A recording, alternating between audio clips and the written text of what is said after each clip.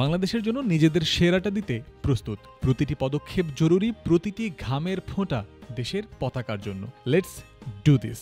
দ্বিতীয় ম্যাচের আগের দিন এমন ক্যাপশন লিখেই ফেসবুকে ছবি পোস্ট করেছেন ওপেনার মাহমুদুল হাসান জয়। কিন্তু পাকিস্তানের বিপক্ষে পরের ম্যাচেও তার সাইড বেঞ্চে বসে কাটানোর সম্ভাবনাই সবচেয়ে বেশি। সিরিজের প্রথম ম্যাচের একাদশে জয়েরই থাকার কথা ছিল প্রথমে, কিন্তু পাকিস্তান শাহিনসের বিপক্ষে ম্যাচ খেলার সময় ইনজুরিতে পড়েন তিনি, যে কারণে বাধ্য হয়ে এই ডানহাতি ব্যাটারকে বাদ দিয়ে একাদশ সাজাতে হয়েছিল বাংলাদেশ ম্যানেজমেন্টকে। আর জয়ের স্থলাভিষিক্ত হয়েছিলেন আরেক ওপেনার সাদমান ইসলাম। লম্বা সময় পর সুযোগ পেয়েই এই বাঁহাতি যা করে ফেলেছেন, তাতে এখন তাকে বাদ দেয়াই কঠিন হয়ে পড়েছে। Redmi 13 স্টাইল বানাই দুনিয়া কাঁপায়।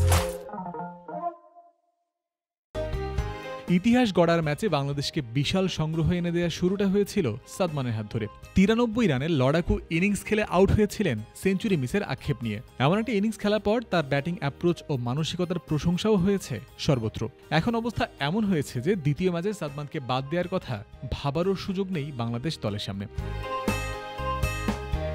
পাকিস্তানের বিপক্ষে প্রথম ম্যাচের আগে জয় যখন ইনজুরিতে পড়েন, তখন জানা গিয়েছিল ফিট হতে 8 থেকে 10 দিন সময় লাগবে তার। সেই হিসেবে 28 বা 29 তারিখেই তার সুস্থ হয়ে যাওয়ার কথা। দ্বিতীয় ম্যাচে তাকে পাওয়া যাবে এমন আশাই সে সময় করেছিল টিম ম্যানেজমেন্ট। তবে প্রথম ম্যাচের পরে পরিস্থিতি পাল্টে গেছে। সাদমানের অমন ইনিংসের পর দ্বিতীয় ম্যাচেও তার উপর ভরসা রাখার সম্ভাবনাই বেশি।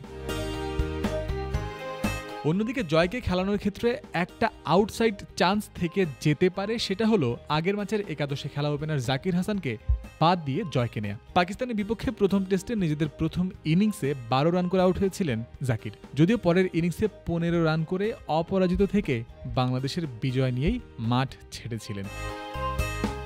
অন্যদিকে ম্যাচ পূর্ববর্তী সংবাদ সম্মেলনে হেড কোচ চান্ডিকা হাথুরুসিংহে আভাস দিয়েছেন ওয়েদার কন্ডিশন বা উইকেট বিবেচনা করে একাদশে পরিবর্তন হলেও হতে পারে। আর সেই ক্ষেত্রেও যদি ধরা হয় তাহলে বোলিং বিভাগেই অদল বদল হওয়ার সম্ভাবনা বেশি। তাই চলমান সিরিজে জয়কে হয়তো থাকতে হচ্ছে একাদশের বাইরেই, বাড়তে যাচ্ছে তার অপেক্ষা। জয়ন্ত বিন্দু, ক্রিক ফ্রেন্সি।